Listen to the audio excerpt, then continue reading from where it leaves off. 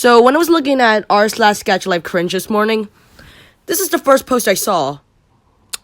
As can be told by this totally joyful slideshow, there's this image going around about this website reporting that Gacha is apparently getting banned. And it's going to be banned unless the following inappropriate content is erased from the shape of the earth. And this image was, as usual, met with disdain. I mean, yeah, this scenario is quite horrifying. This one app being policed in so many countries with the possibility of being thrown into jail just for using it.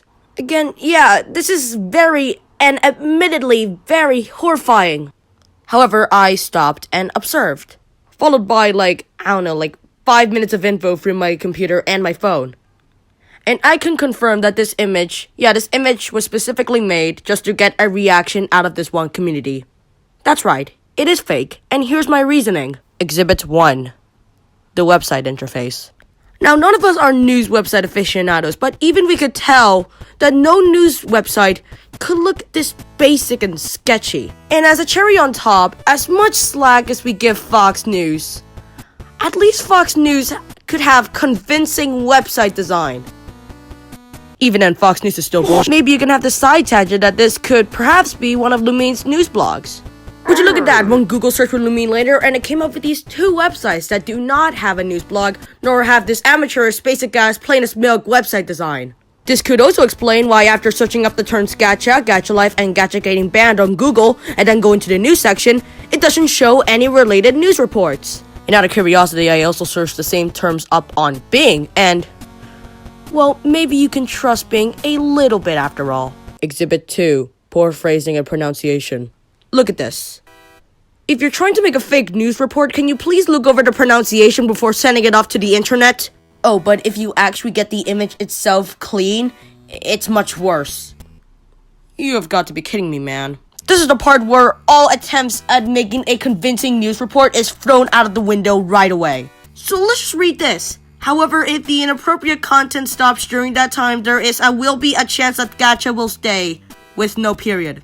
This brings me to another problem. Phrasing. Formal language is key in making a news report, and I see no formality here. If you hand this in with this sentence intact, you will lose lots of marks, I guarantee. All I can say is that the words used here are very basic. It's so one note, it's like bringing in a young child into the studio, giving them a microphone, asking them to be as convincing as possible, and writing whatever they are saying, in a very narrow deadline. Secondly, we shall talk about the headline, Gacha getting banned. First of all, what Gacha game? Gacha Life, Gacha Club, Gachaverse, Gacha Studio? Did the writer ever had a thought on what game to focus on? Finally, what is a gacha? That is what the potential reader will be saying if they saw this headline. It doesn't even mention why gacha is getting banned, unless if you actually read the article first. And if you show this headline to a group of teenage girls and then a group of elderly people, only the group of teenage girls would know what is gacha and what sort of people are using gacha for. And with that in mind, I could declare that this is horrible headline design.